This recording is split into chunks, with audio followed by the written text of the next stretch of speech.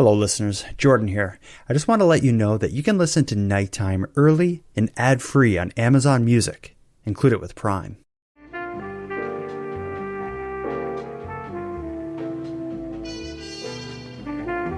You are listening to Canadian Gothic, a series by the Nighttime Podcast.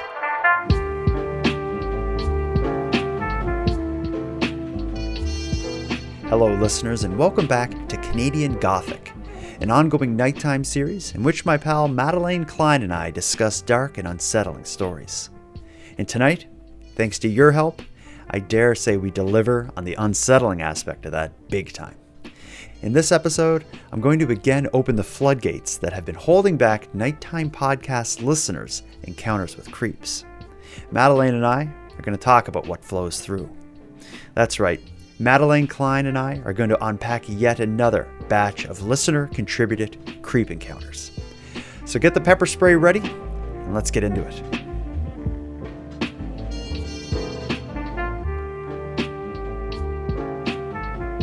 Ms. Madelayne Klein, how are you this evening? I'm good. Same old, but nothing. I always say no news is good news. Okay. Nothing dramatic, but yeah, no, I'm good. Me and the cat are just hanging out. And the shelf and the light and your Canadian Gothic shirt. Look at you like a rock star. I feel pretty legit with my Canadian Gothic shirt. So. You have a vacation coming up soon. Do you have any big plans coming up you want to tell us about? I do. I have a vacation. I'm going to Arizona for my friend's bachelorette party. So that's at the end of April. I've always wanted to go to like Arizona, like the dry, hot, sandy cactuses with all that stuff be down there. Right? I've never been, so I'm very excited. Yeah, I was born to live in the desert, so. Yeah, I kind of feel the same way. I think, well, actually, the desert, but also like thousands of years ago. Like I was born to be alive in ancient Egypt, so like maybe 6,000 years ago. And I would be worshipped as the king. As royalty, yeah. Yeah, carried around on a little like sled thing. Fanned and fed grapes, stuff like that. Holding like a gold pole inexplicably. Just like, see. Anything interesting over the weekend? I got a lot done. Nothing too crazy. Got my hair done. Got some content done. I was going to say I cleaned the house. I didn't. My husband did, but I'm basking in the clean house. So that's really cool. Well, it's that time of year, spring cleaning. What I've been doing, Mrs. Nighttime and I have been going through the kitchen cupboards and finding a whole bunch of stuff to give to Goodwill. I've already just going through my kitchen cupboards. I've made 2 trips to what's called Value Village here, but everywhere else I don't know, you have a different name for it. But I've had like 2 trunk loads of just random crap from the kitchen, and I'm not even done yet. It's nuts how much stuff you can hoard over the winter just trying to survive. And there's nothing like a good purge. Feels like great, eh? Get rid of it. Yeah. Well, I'm bad for hanging on to clothes. Well, you're bad for hanging on to clothes, but are you bad for being the type of person that creeps are attracted to, would you say? I'm not a magnet by any means, okay. But I've had a couple approach me in my day. Any recently? No, thankfully. Okay. None that really come to mind. Yeah, I can't really. Luckily, I haven't really. I shouldn't say that. I am one of those. I think if you put yourself out there enough online and such, you're eventually going to have some people who come out of the woodwork and just be a creep at you. So I certainly have some of that going on, but I refuse to mention them or say their name for fear of them creeping at me harder. I knew Aaron had groupies. You have groupies too? I don't have groupies. I have haters. Oh yeah. But like ravenous haters. Like voodoo doll owning haters. It seems. You guys, this is Jordan Bonaparte. He runs a crime channel. This snake, that's what he is. A snake. Let that be the segue to this, as you and I may not have had problems recently with creeps in our personal or professional lives, but I'll tell you what, is a hell of a lot of Nighttime Podcast listeners have had experiences with creeps. So maybe it was 3 weeks ago, we did an episode sharing listener accounts of encounters with creeps. That was part 2 of my series on that topic. As soon as we released that episode, emails started coming in, voicemails started coming in with a whole new batch of creep encounters. And I said, I guess we're going to have to do it again. I said, Madelayne, are you up for another round of listener contributed encounters with creeps? And you said, absolutely. No question. And I'll tell you, this topic and this thread of creep encounter reactions is not going anywhere because I have received even more than I can air in this episode. So there will likely be a part 4, but we can't waste any more time. You ready to get into some listener contributed encounters with creeps? I have been looking forward to this all week. Well, me too. Let's start heavy with this. I call this an anonymous listener's creep in Toronto gets charged. That's what I'm going to call this one. Okay. Listen to this. Hi, Jordan. I hope you're doing well.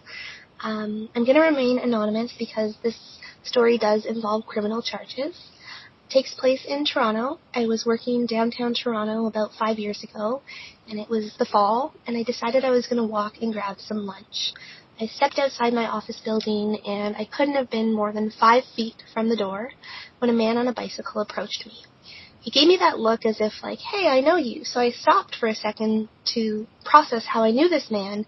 And while I was processing that, he quickly approached me on his bike, grabbed down, and grabbed me on my crotch. I was wearing a relatively short dress, so it was incredibly uncomfortable. He then rode away quickly on his bicycle, and I completely froze when it happened. And when I kind of came to and realized what had just happened, I turned around and shouted, "That man just assaulted me, grab him." And there was a group of businessmen in suits that chased this man very heroically, tackled him to the ground. He somehow ended up getting away, but he did drop his backpack, which would learn to be really helpful to us because it had evidence in it. So the businessmen came over to me, made sure I was okay, they called the police for me, and they waited for over an hour for the Toronto police to come. I went into the police station, I gave a statement and a description of the man. Unfortunately, they didn't catch him that night, and he went on to assault 3 or 4 other women, and the assaults were a lot more serious than what happened to me. He was eventually found and charged, and he, I believe, was in jail for almost 2 years. And once he was in jail, I was able to have his name, and when I Googled him, it was clearly not the first time he convicted a sexual assault. He was convicted for a sexual assault, and one of his convictions previously was for the sexual assault of a minor. So this man was incredibly creepy. He got charged because my building manager actually was able to pull security footage of the actual assault taking place. And in that backpack that he had was his driver's license as well as cameras with indecent photos of other women and other victims. So this incident really changed my perception of Toronto and working downtown. I no longer work downtown, and to be honest, I don't even like the city that much. I don't like going into it. I find the city full of creeps. Anyway, thank you for listening. I love your podcast, every different series, especially the Keep Canada Weird series. You guys are great. Thank you. So that, I think, is more than a creep story. We're starting like heavy. Jumping right in. Yeah, that's different because, generally a creep is like, someone, they go close to the line, but this is like different. This is someone on a bike who is probably like planning to do this, and the bike is a part of the whole thing. Fortunately, he dropped his backpack, and she was able to get the evidence necessary to the police, but not soon enough that he had already assaulted other people, had done it in the past. That's a damn awful story. And like, he lost all of his identification and stuff and then went on to assault 3 more people. So like, he did not care, obviously. No. Well, whoever this is a bad person that needs to be off the streets and in some kind of heavy treatment. Cage. Yeah, I'll go with that. But yeah, she says like it's changed my perception of Toronto and working downtown. Oh my God, I could see how. It's like she didn't have an encounter with a creep. She was sexually assaulted by a stranger outside of her work. And like, how do you, I don't blame her for just being in shock. How do you react to that? Yeah, well, she says Oh, herself it took a moment before she even realized and then started shouting, and a couple people in business suits were able to try to intervene. And oh man, oh my that's a God. that is an awful story. I could like this like I don't know if the word would be stress, but just the trauma going through that and then having to stay downtown. I could see why she doesn't want to work downtown anymore. Oh man. I don't think I would want to leave my house again, let Yeah. alone go back downtown. Yeah, yeah, I can't imagine something like that happening. That's right up there with like kind of the worst things that like and to have that just in the middle of your day happen. But it shows you in a Right? big city, you got I don't know if this would have helped her at that point, but not even in a big city, wherever you are, if you're in public, you need to be so aware of what's going on around you, who's behind you, what's going on, because it just takes some nut to change your Yeah. life. And Just for the record, this guy isn't a creep. He's a sexual predator. yeah, We're past creepiness at this point. We are in new territory. yeah, Like, yeah, I would that's take a regular old creep any day yeah. over that. Yeah, that's awful. Anonymous listener in Toronto, thank you for the kind words. I thought she was about to say, like, I like everything you do, except I was like, oh, where are we going? But no, she meant to say especially. I appreciate you sharing the story. It's when you hear something like that and them having a history of doing something in the past, to like a similar crime, you see those news articles all the time, and I'm sure they happen in your part of the country as well, where it's like a press release, like we're releasing this high risk offender. They're just got out of jail from like molesting kids or something, and they're going to be living in your city, and High risk to reoffend, but yeah, we're they were letting a them high out. risk to reoffend, and and everyone's writing in the comments on Facebook like just keep this person locked up. Obviously, we know that the our justice system and rehabilitational system isn't what it should be, and these people often get out without going through the right steps. And it's funny that I just heard this story, and it just reminds me of something I saw in the news just today in Halifax. One of those people were recently released with that press release, like they're at a high risk to reoffend. It was just in the news today that they had like their parole revoked and they're being sent back to prison because they were found with a collection of photographs of women's heads cut out of a magazine. And they, it seems like they were maybe in like a halfway house or like a boarding house or something. And I guess they had them hidden. And it was like a box of heads of women cut out from magazines. And that was enough for them to revoke their release and bring them back in, which is I don't know, Well, something that's about good. it is, but just something about like this nut creep with like a box of Cut out clippings. heads. It's pretty disturbing. Um, anyway, yeah, that story was a heavy way to start.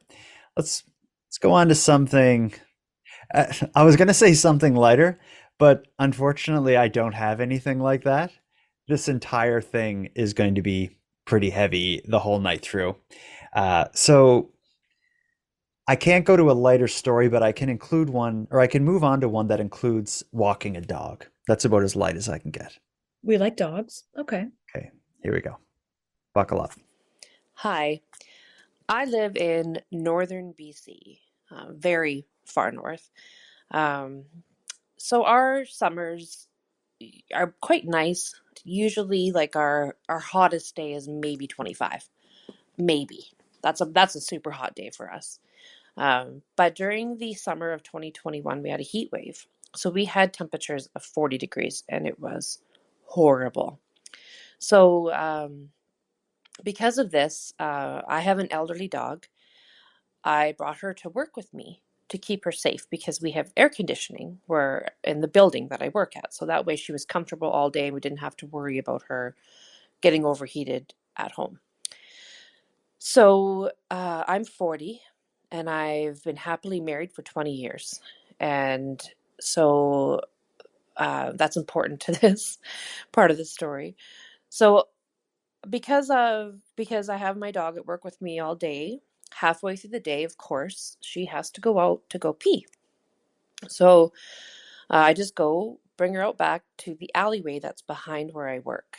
And it's not heavily, like there's hardly any traffic back there. It's an alley. Behind the building where I work is actually a residential area. And so it's quite quiet back there. And anyway, it's the middle of the day. I take her out and had her off leash because she's old. She's not going to take off. And she just needed to go pee. So she's sniffing around, trying to find a spot to go pee in this alley. And I can hear a car pulling up behind us. So I just made sure to go way off to the side so that I wasn't in their way. And of course, the vehicle slows down and stops. And this young man who's maybe 20, so he could be my son, winds down his window and he's like, "Hey, is that your dog?" And so I said, in my mind, I was thinking, what I wanted to say is, "Oh no, I'm just out back in 40-degree weather with some random dog. Like, obviously it's my dog." Anyway, I didn't say that. I smiled because I'm polite and I said, "Yeah, that's my dog." And he said, "Oh, she's so cute." And I just was like, "Yeah, yeah." And he says, "Are you on your lunch break?" And I'm like, no, we're just taking a quick break." And so I start walking away because I'm trying to keep an eye on my dog. And he's parked between me and the dog now. Like, she's on the other side of his vehicle. And so I'm like trying to keep an eye on her. So I'm trying to walk away. So instead of like getting the hint, he just slowly drives beside me while I'm walking. So once I realized he's not going away, I just was like, okay, looking at my dog. She's still taking her time, trying to find the perfect spot to pee. So he asked me, like, "Do I work here?" And I said, "Yeah, I work in this building." And then he said, "Well, I work at such and such place." This big company locally. We're an oil town. And so, of course, he's making loads of money working, 28 days a month, So that's what he tells me, how much money he made. He's like, "Oh, I made like, 50 grand in 1 month." And that's what he's exaggerating. And I'm thinking, he's telling me this thinking I'm going to be impressed by him. All I can think of is, I'm like, go away. I just want to get my dog and go back to work, right? So I'm starting to kind of get the look on my face, like, okay, leave me alone. I'm not impressed. So I start walking away, like, really obviously, I literally turned around, like I was going to go the other direction. And then he says, "Hey, can I get your phone number?" And so I said, "Oh, no, sorry, I'm married." So I just still start walking. And he's like, "Hey, you're not wearing a wedding ring." And so he like puts his vehicle in reverse and he's saying this while hanging out the window. He's like, "You're not wearing a wedding ring." And I looked down in dismay at my hand, and he was right. I had taken off my ring because it was so hot and I hadn't been drinking enough water, so my hands were swelling and I just felt uncomfortable. So I had taken off my wedding ring, but I never leave the house without my ring on. And anyway, so I was like, "Oh, wouldn't you know it, this is the one time that I'm not wearing my ring." And so it's like he was trying to act like I was lying. Anyway, so I said, I'm like, "Oh, if you want, you can call my husband and he can confirm that I'm very happily married, and I'm still trying to be polite because that's what we do." And and he's like, "Well, actually, I don't care that you're married. I still want your phone number." And I'm like, "For real?" Like, I literally laughed. I'm like, "Have a great day." And I just started booking it, and I got a hold of my dog, and he started calling out to me. I don't know what he was saying, but he was like yelling at me about something. So I just hustled and ran back into where I work. But I'm like, really?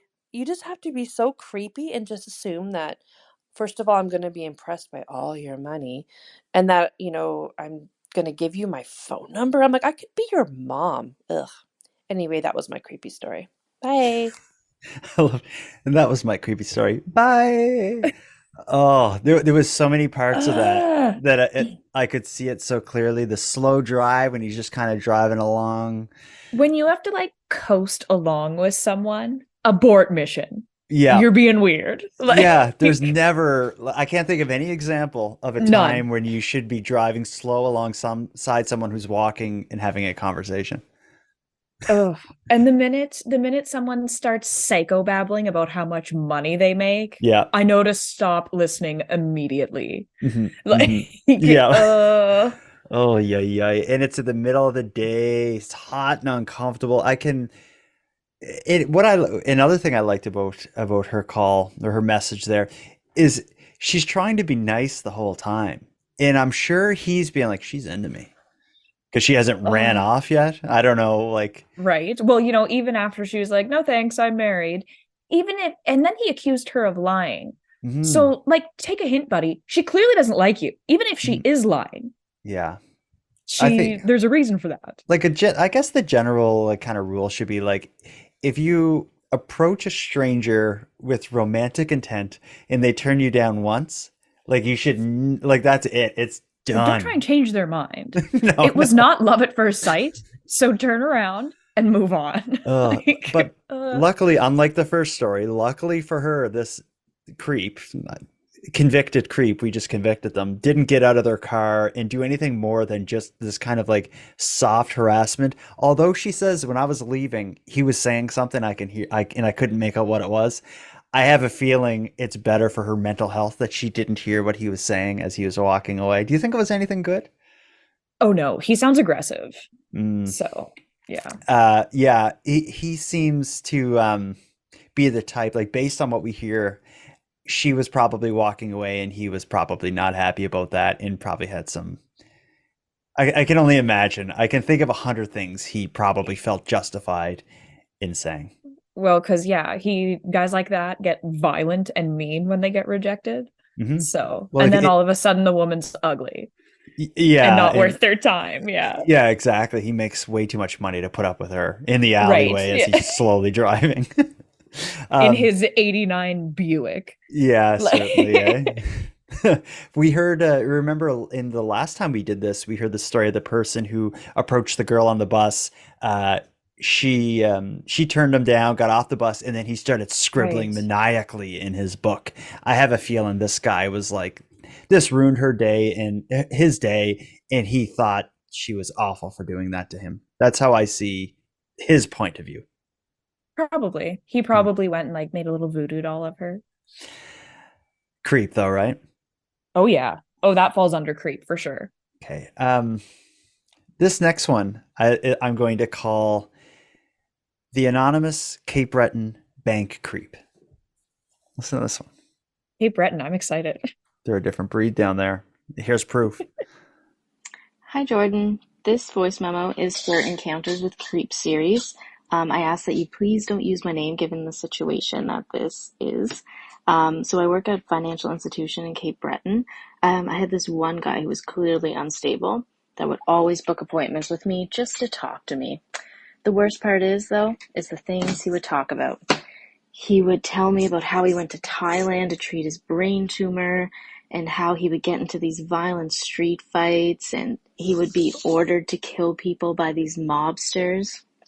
He also said that these mob people would pay for his treatment for this brain tumor because he was such like a asset and like a weapon to their mob. It was unreal. Keep in mind, this guy is 5'2", maybe 130, 140 pounds, like very small dude. But I would just sit there and listen because what can I do? This guy is in my office, my door's shut, talking to me about killing people. And I'm just sitting there staring at him, not responding, not knowing what to say. Then one day he came in and said that he was getting a divorce. So I thought, okay, finally, he's here for a financial reason. Although I was doing real financial transactions for him, he still proceeded to talk about killing people and hinted around what I thought could be killing his soon-to-be ex-wife. So that scared me quite a bit. But anyway, a couple years have gone by and his wife is still alive because, small town communities, But after the divorce and financial appointment, I started seeing him everywhere I went. He was at Walmart. He was at the grocery store. He was waiting in the parking lot for me to get off work, to the point where I wouldn't leave work. I was staying an extra hour, hour and a half, whatever it took, because I was not walking out of that building until he was gone. It was really scary for a while. And it didn't stop until I switched from one financial institution to another, and he hasn't found me yet. I did hear from former coworkers that he came in ranting about how awful and incompetent I was, and he hoped I got fired and I should be sent to jail. Meanwhile, when I worked there, he thought I was God's gift to earth. This guy is unbelievable, and I hope he doesn't find me. Yeah, I hate to Cape laugh. Breton's not that big. No. Well, there's only a handful of banks, but this doesn't seem like the kind of guy that's out like shopping for a better deal on his mortgage or something.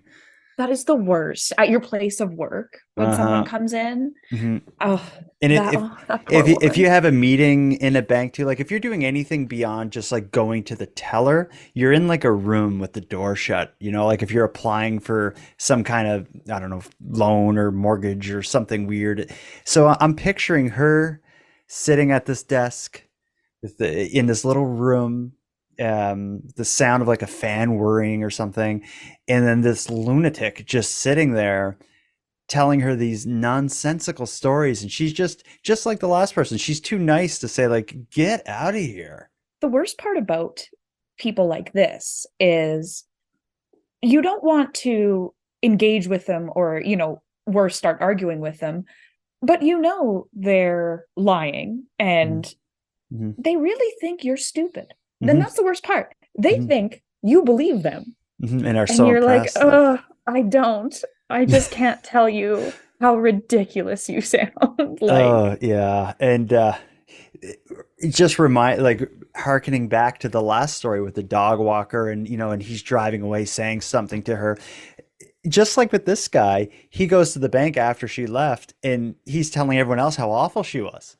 And I'm sure she's awful because she didn't reciprocate the creepy, weird vibes he was sending towards her. Jump in his car and start dating him. Or just fall for his stories of like, oh, so you're kind of like James Bond then, are you, sir? Like, oh, tell me more about, the moves you used in the streets to kill the people. I just need to know. Was that what he was going for? I need to know if that approach has worked on any woman ever. And if it has, can I talk to her? Yeah, I'd love to have them on the show.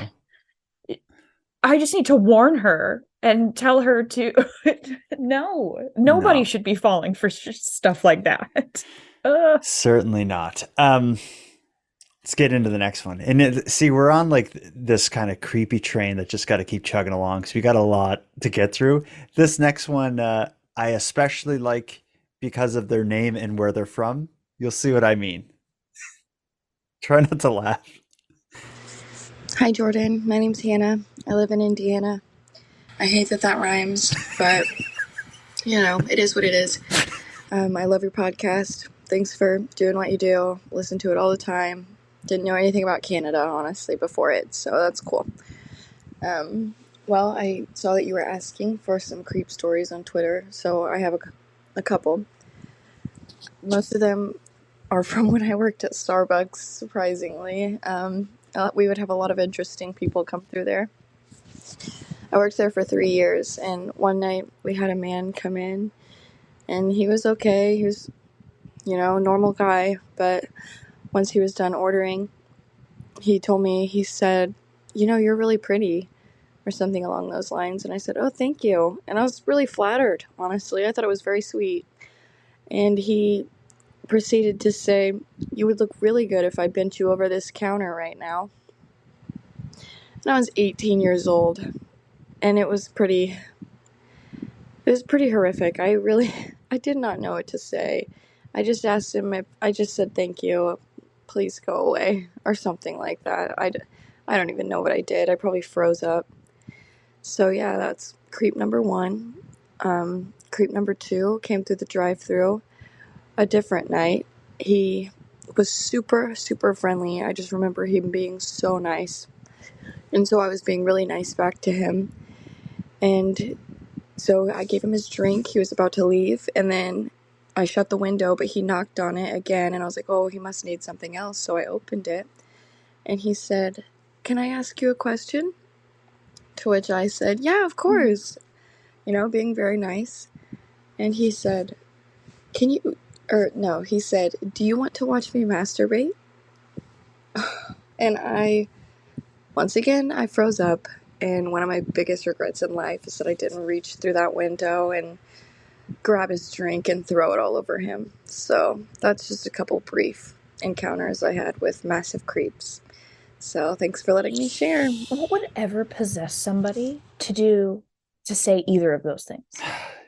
Good question, but I'm not surprised. In Halifax, this is maybe 3 or 4 months ago, or maybe more like 6 months ago, the Halifax Regional Police released a photo of this creep in his car, and they wanted the public to, let the police know who he is, because he was driving through a couple drive-throughs, showing and it was all like Tim Hortons and coffee shops and stuff, just like what Hannah from Indiana was experienced, and he was showing his genitals in the drive-through to people who were just trying to get minimum wage and go home. It's like they eventually, I think he turned himself in, because of course that post went viral.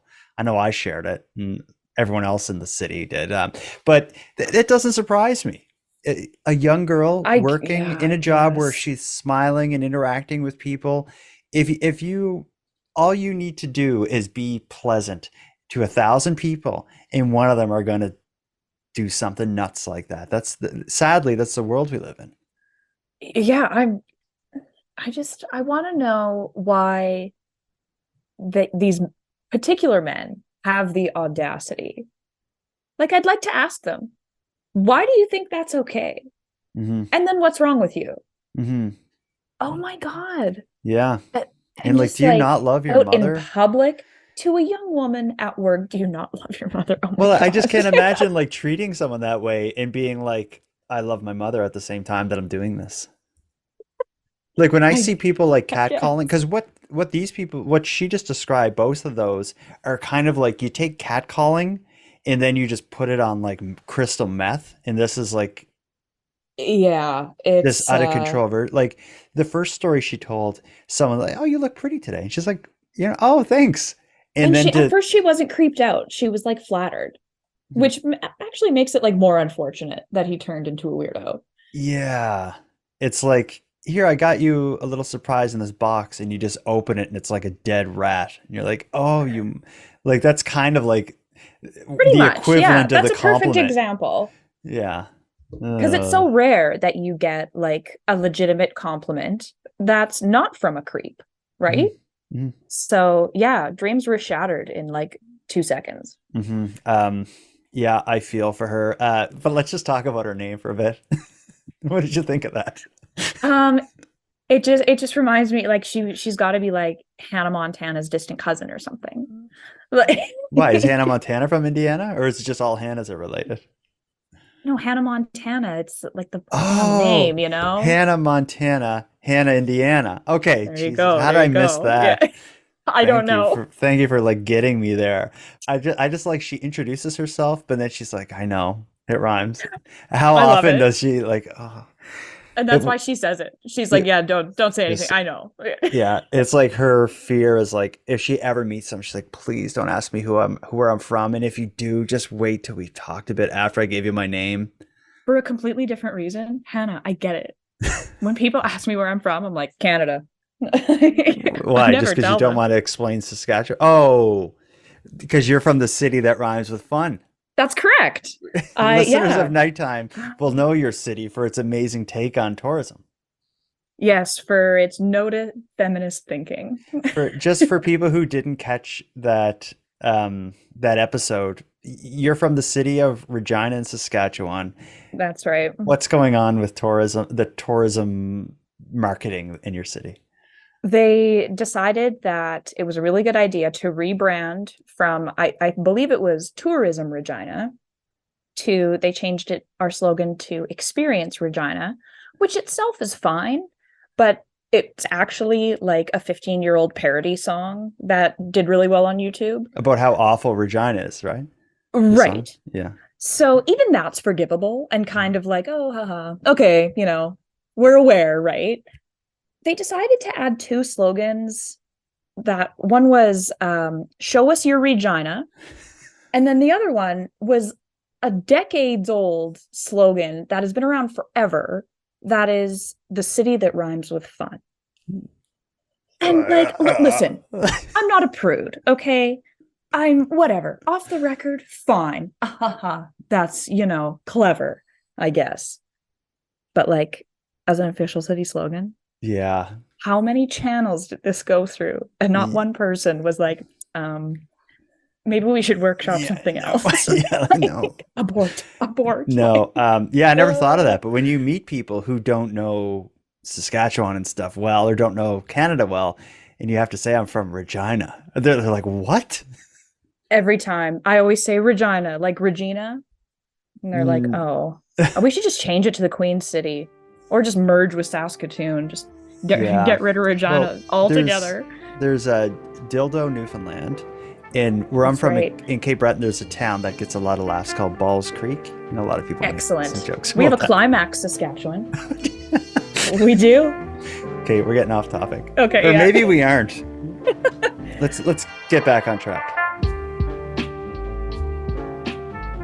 This one I'm going to call an anonymous creep at the wrong house with wine. Oh, okay. Imagine that. Here we go. Hi, I have a story about creeps. This happened about 26 years ago, which tells you how much it has stuck out in my mind because it was 26 years ago. And it's still like it happened yesterday. I was a young mother. I was 20 years old, living in an apartment. A gentleman comes to my house at like midnight, knocks on the door. I was still awake because new baby and all, and I was putting her to bed. I finally got her to sleep. I go to the door. This is before there was any kind of Ring cameras or anything like that. So I open the door with a flap lock, which allowed me to open it like an inch without fully opening it. Gentleman standing there, khakis, button-down shirt, bottle of wine, and a corkscrew, but tells me he is there to meet some lady, but he can't find her apartment. Can he use my phone to call her? This is before cell phones were a thing, so it's not like I could hand it out the door. So my intuition goes off and I say, no, but I will go get my phone and I will stand here and call her for you. He says, that's fine. I shut the door. I open it back up with the phone, not fully, just that inch. He completely disappeared. So I'm thinking two things. This guy either was going to come in and attack me or come in and woo me over a bottle of wine. I don't know. That was so weird. So I get scared. I call my neighbor. They come over. They sleep on the couch that night, so I feel safe. 3 days later, my daughter was with her dad. I pull up to the apartment after going out with some girlfriends. It's like 2:00 in the morning. This same guy is I pull up and my headlights flash on him trying to bust into the window in my apartment. Like he's outside trying to get in through the window. He sees my lights. He panics. He leaves. Again, no cell phones. That wasn't a thing. I get in my car. I'm shaking. I drive to the nearest gas station. I go in. I'm crying. They call 911. The cops come. They go through my apartment. They, it's clear he had taken the screen off already. And they don't see anything. And this guy, I never saw this guy again, but I went to the apartment complex and I ended up moving into a different building and like on the 3rd floor. So I wasn't so easily accessible, but talk about being scared. I mean, that's my creep story. And sadly, I'm a woman, so I have more than that one, but that's my biggest one. That's oh my God. She must have lived on the ground floor, which anytime I've lived in an apartment, I've always thought like, get me up higher. Me too. I've lived on a couple ground floors, but yeah, I've never had to deal with something like that. Yeah. She says it's 26 years ago, but it stuck with me. Yes, I see why. That's wild. What was this dude do? That's another level. I firmly believe he showed up at her house with a corkscrew and a wine bottle and no plan. Like, I think it was just like, I'm just going to go find, I don't know what he was thinking, but. No, I think he was there to get in and hurt her. Absolutely. Do you think? Well, Totally. Why would I he guess, say he's going on a date with another woman? yeah. Why And wouldn't he just be then, like, "Hey, I like you. Can I come in and we can like drink together?" and then shortly after, she catches him trying to climb in her window. Like this, she Right? is so lucky and smart, like smart enough to Ugh. not open the door and let this guy with a wine come in and woo her or whatever he was going to do. Right? And then lucky enough to pull up as he's trying to get in her window. And how did he get into the apartment? That's another question. He shouldn't have gotten into the apartment I because never it should thought have been about like a that. locking front door and then her door. Yeah. So there's security measures Oh, everywhere that are wrong. you go to an apartment, you just got to show up at the right time and someone's going to be nice and hold the door open for you. That's true. Like these Ugh, creeps that we're hearing about, they prey on people's kindness. It's like that's true. a part of so many of their like MO or whatever. And And then because oh, he was clearly targeting her. He was climbing into her window and yeah. She ends that with like, and I'm a woman, so I have many stories like this. Let me tell you is a trend that I've seen in people sending me these stories. So you can go to my website, nighttimepodcast.com, click on contact, and you can send me a voice memo. And so what we're hearing here is the voice memos that were sent to me through my website. But a lot of people will send me a voice memo telling me their story. And then like 3 minutes later, I get another voicemail. They're like, I have this other one I got to tell you. 6 minutes later, one more thing I need to tell you. People, like several people had like, once they open the door and start talking about it, it's therapeutic. I don't know, but multiple people have sent me multiple stories. So I'm going to play one of those, an example of someone sending me a follow-up story. So of course you remember the dog walker and the creepy dude who said God knows what as she drove away. yeah. I think once she started talking and telling me her story, she's like, I'm going to tell a couple more. So she shares a story. The story of her walking the dog in BC was when she was like 40. She said almost 40. He was like 20. She shared a story of when she was much younger. And this is kind of topical because she was working at Zeller's at the restaurant. And Zeller's is now coming back in Canada. That's hilarious. So here's something else that happened to her. Hi, Jordan. I promise this is my last one. I used to work at Zeller's in the late 90s, early 2000s. Everybody misses Zeller's. But I worked in the restaurant. And because I was 16, I was in school during the week. And so I usually worked evenings or Saturdays. So if anybody remembers, back in the day, Zeller's used to have a 99-cent breakfast that you could get on Saturday mornings from 7 a.m. to 9 a.m. Like it was a really short window of time. So it was a very, very, very busy time. That sounds like a nightmare from a server point of view. And of course, Zeller's attracted a lot of older people and whatever. It was great because they loved that cheap breakfast. So there was an older man who was there, and he was there all the time. I regularly brought him his coffee, but of course, I'm a waitress and I'm 16, and you be extra kind, to people that are your regulars, So I was extra kind to him, and he was so nice, and I made, I was friend. I tried to be friendly with him because I didn't know, and so I grew up around lots of older men in my family, and I have never had not one of them be a creep ever. Like I had good stand-up men in my life, my grandpas and my uncles and my dad. Like they were not creepy. They were good men. And so to me, I'm thinking this sweet old man is like just like one of them, he's nice. And so I'm making sure his coffee's never empty, and whatever he needs, I bring it to him. But, I also need that tip because I've got a car now, and, I have no money. I'm 16. And so anyway, he was kind of extra chatty one day. And when I turned around after filling up his coffee, he slapped my butt. So this man was in his late 70s, early 80s, I would say, and I was 16. I was a baby. Like, I'm a kid. And I didn't know what to do because it took me by surprise. But fortunately, my boss seen it happen, and she, stomped over to him, and she screamed at him, and she said, if you ever touch one of my girls ever again, you are banned from here, and I'm calling the police and they will escort you out. So you could see he was pretty shooken up by that. But yeah, so thank goodness for my boss, who was amazing. She was a tough woman. And then on top of that, I never had to serve him ever again.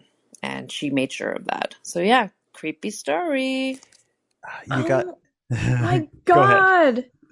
You got to be a tough woman to be the manager of a restaurant in a department store that sells a 99-cent breakfast in the 80s and 90s, for one. But what's your reaction to this story? I'm super impressed with that manager, because I've had good managers, but I've also seen managers let stuff like that go. Because they just don't want to deal with the can of worms that comes with like reacting. Well, and yeah, and it all comes down to how much money are they spending? Yeah, I get that, but I guess not at a breakfast place, but yeah, he's spending 99 cents. Right. But like, notice how many of these stories happen to teens. And I was just saying to my friend a couple days ago, we were walking in somewhere and a car drove by and I thought he yelled something at us. And I was like, did we just get catcalled? It's been years. And then she was like, I think we did. And I was like, have you noticed that we only really ever got catcalled when we were underage? Like, that's a little... Oh yeah, you're like, it's been years. Like, weird. Not since we were... And like... I'm not that old, but, you know, why was yeah. I've just noticed that a lot of these stories happen to young women. And yeah, lots of my stories happened when I was a young woman. Yeah. You said you were impressed with the manager by confronting the guy and putting him on the spot. We got to keep in mind kind of context. This happened in, I think she said, in the mid-90s. I think if this happened nowadays, the reaction would be different. That wouldn't be an appropriate reaction nowadays, would you say? I don't know. I think it would. Today, I hope there would have been no chances. He would have been barred. Yeah, I don't know. When I heard it, my first reaction was like, oh, that's all. But at the same time, like, when it's one thing to think of it in, like, you know, from as an outsider, not in the situation and all this stuff. But I guess this kind of stuff, like, if you're a manager of a restaurant, this stuff probably happens more often than someone who doesn't work in a restaurant would think. We've heard from so many people who work in coffee shops, retail joints. Like that girl worked at Starbucks. She had 2 experiences. That was Hannah in Indiana. That was, yeah. Yeah, there's a ton of at work, like, and why? It's always young teens making minimum wage. Like, those poor people. Yeah, I know. But it's, like she said, like but you want to be nice to get that tip. And this creep doesn't see the difference between, she's nice because the relationship we have, she's a pleasant server bringing me coffee.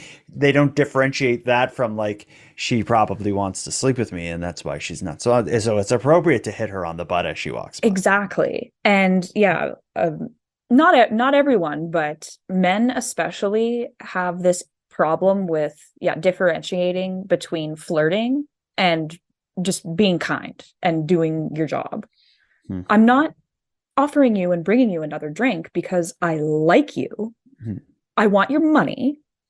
And yeah, that's really it. That is it. Right. So far tonight and in our prior episodes, we've almost talked exclusively about male creeps. We're about to turn the tables a little bit. This is what I've been waiting for. I'm going to call this story Father on Creeps and a Female Creep. So you'll see why in a sec. Hey, Jordan. Thanks for keeping up with these episodes around the creeps.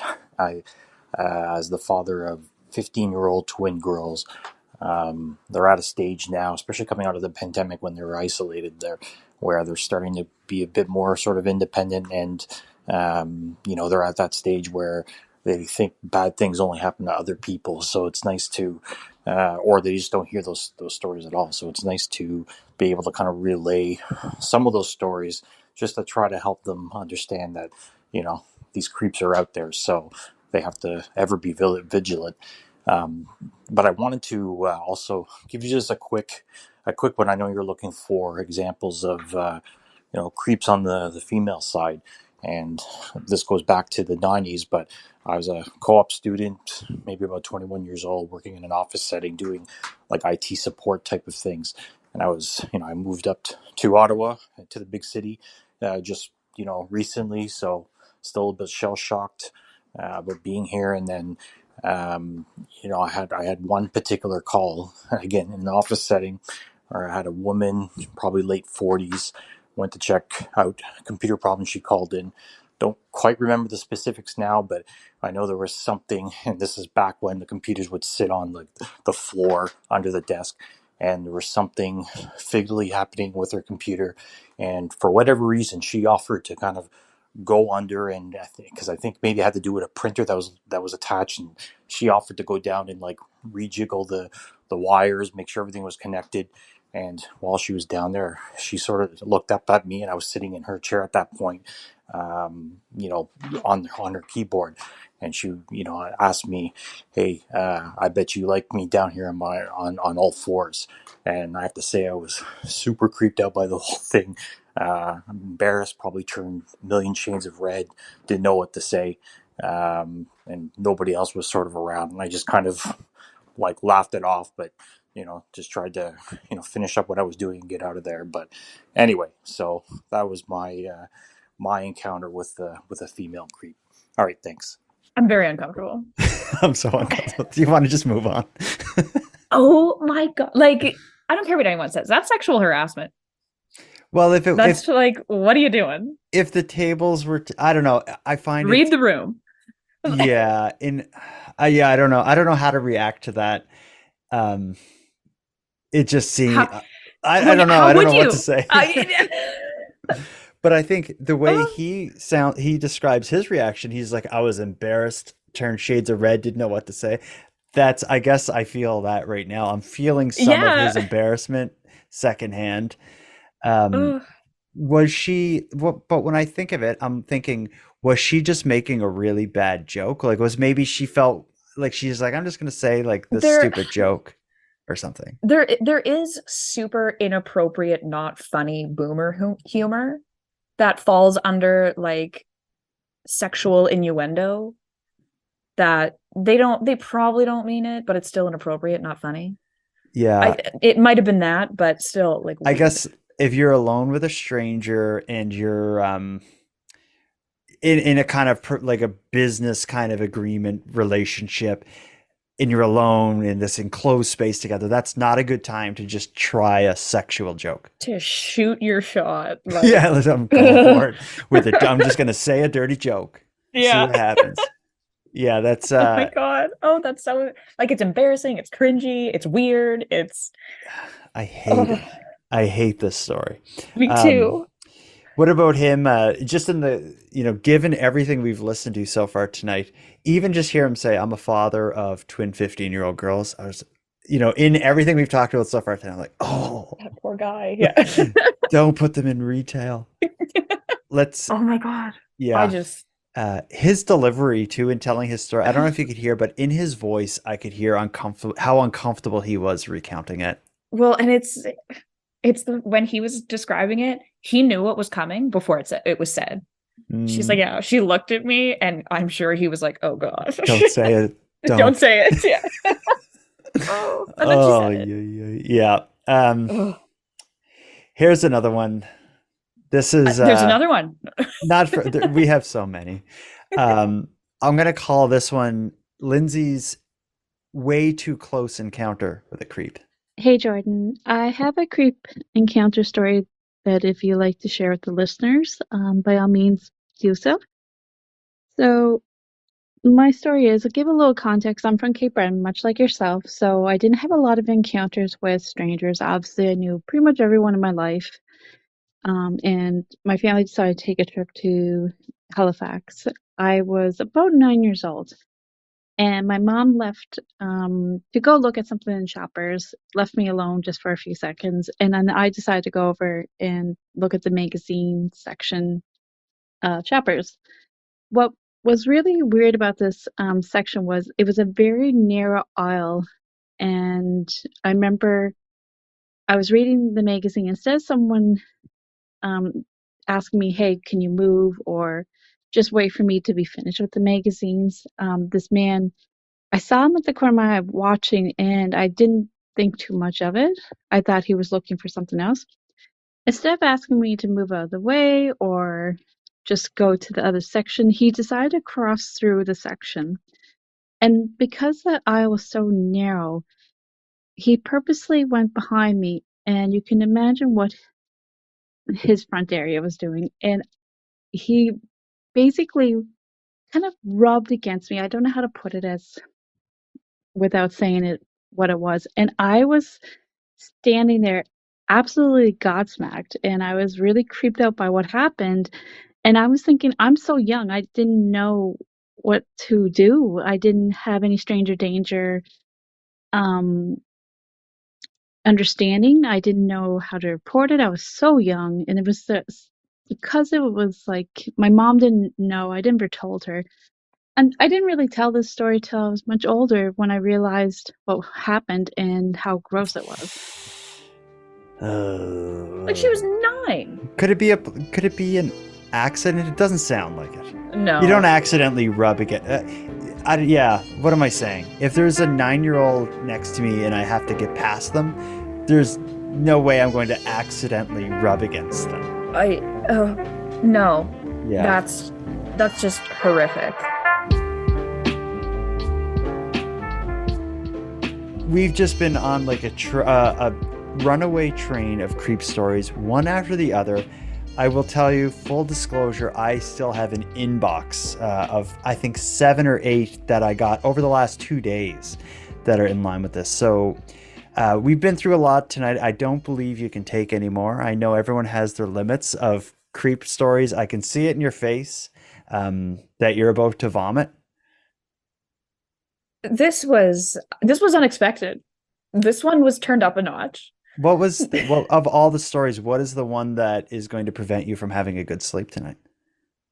The Starbucks one and the woman. It's when people say super, like, obviously inappropriate and like vulgar things, like really catches you off guard. And it's just like, oh my God, that was, like, it's just so, there's a time and place, right?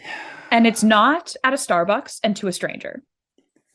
Certainly not. Oh my goodness. So someone had wrote in response to our call out for creep encounters, someone had wrote and they said something that's kind of parallel with creep encounters that may be worth exploring is remove this, like, kind of the sexual part of it and talk about stories of people who have neighbors from hell or bad neighbors. And I think that's something I'd be interested in. If people out there have a story of their current neighbor or a past neighbor that was awful to live near for whatever reason, I'd be interested in hearing about that. I think in the future, if we can collect enough bad neighbor stories, that could also be a listener story. That sounds fantastic. You don't have to tell me one, but do you have a bad neighbor story, do you think? Like, have you ever had the awful neighbor? Because I have, like... I've got a couple stories. Okay, because episode 1 could be, like, my 7 stories of bad neighbors. Oh, I don't have, like, 7, but I'd say probably at least 4 or 5. Okay. I could, yeah. I had this. That's a wonderful idea. I want to hear yours, though. Well, I'm just going to give you this really quick one. I won't tell the whole story, but I had this situation where my brother and I lived on the bottom floor of a 2-unit house, and then on the top floor was the son of the landlord. So, like, Buddy owns this house. He has his son living in the top apartment. Me and my brother living in the bottom. What happens is while we're there, the landlord, who we had a great relationship, died. And the son inherited the house. Oh, no. And the son wanted to sell the house. So that's where the trouble starts. And it led to like 6 months of absolute terror. that this son and his girlfriend who lived with him put my brother and I through to try to get us to move out. Like, because they wanted us to move out. Like, they pretty much showed up at our door and they're like, yeah, like my dad died. And we're Get gonna, out. we want to get you guys out of here, and we want to sell the house. Like, can you like when can you leave? And my brother's like, well, there's another 6 months left in the lease, and he's like, no, like we want you out like within a week or two. Like, when can you leave? And then That's not how this works. yeah, that is how it worked. We ended up leaving in about a Oh. month and a half, because it just wasn't worth our I don't know, sanity, I guess. Oh my God. It included like, and this got crazy. It included them putting like these weird, almost like offerings on our step. I guess they were into something called Santeria, which is a kind of, I don't know if it's a religion or a spiritual Isn't kind it of thing. kind of like voodoo? It's sort of Sublime like sings voodoo. about it. Yeah, well, I just remember we found on our step one time this big bowl of like oil with like these different like things floating around in the oil, and then there was a note attached to it that explained like what this all meant. And basically it was like they were explaining to us that they were leaving things around the house that would encourage us to leave. At least they And let you know. yeah, and they were like really transparent about it. And Oh, that was nice of them. no, it was really, really weird. But Well, yeah, it worked. if anyone out there has a story about a bad neighbor, go to nighttimepodcast.com, click on contact, tell me about it. If anyone has an encounter with a creep, a male creep, a female creep, or an anything else creep, we want to hear about that as well. Let us know, because we'll do part 4, 5, 6, and 7 until Madelayne just stops answering my calls and emails. We'll keep doing them. That'll take a lot, but let's try. Make it happen, everybody. This is one way to get her out of here. Well, Madelayne, it's been a roller coaster. Anything you got coming up that you want to tell us about on your show? Would you call it your show when you describe what you do? I call it just a channel. Okay, what do you got coming up on your channel? I'm doing a little piece on our doula duper. So a little video. Yeah, that's going to come out on Tuesday. And then after that, I've got a story lined up from Alberta, but then I also have a story lined up from BC. So I haven't decided. Okay. I need to get a little bit ahead because I'm on vacation at the end of the month. So I need to get all my ducks in a row so I can go and relax. I'm definitely going to tune into your doula duper Caitlin Braun story. And I'm especially going to go down into the comments and see how everyone reacts to this news story. The comments are the best part. Absolutely. All right, Madelayne, it's been, I don't know if I could have got through this without you. So thank you for being here. Oh, anytime. It was cringy, but I was going to say fun. I don't know. I wanted to crawl out of my skin a couple of times. Yeah. So I'm going to go scream into a pillow and then I guess vomit and wash my eyes and ears with bleach and hope it all goes away.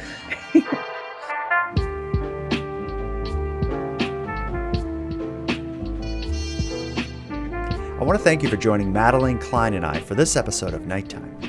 I'm going to start wrapping things up here, but before I do, I have some thanks. First, a huge and sincere thanks to everyone who took the time to share their creep encounters with us. These stories serve as a great reminder to keep our eyes open and our wits about us. And to other listeners who have a story like this to share, I plan to do a 4th and maybe even a 5th part in this series, and I'd love to feature your story. You can share it with me at nighttimepodcast.com/contact. And same thing goes for your stories of awful neighbors. We both hope to hear from you. Next, I'm going to give a big shout out to Monty Datta, who contributes the music to this series. A shout out to LJ from the Dystopian Simulation podcast, who provides the intro and outro voiceovers. And then lastly, but most importantly, a massive thank you to everyone who listens to Nighttime, as without your interest and your support, this show would be as pointless as it would be impossible. And on the topic of support, let me thank the newest subscribers to the premium feed. Rosemary, Bonnie, and Allison, thank you for going premium. And for anyone else who'd like to support the show, you can help out in a variety of ways. First of all, those premium feed subscriptions only cost a couple dollars a month, and they fund the creation of the show while giving you access to an ad-free 2-day early release date and a full back catalog of nighttime episodes. And if for whatever reason you don't want to go premium, you can help the show by simply sharing the episodes on social media.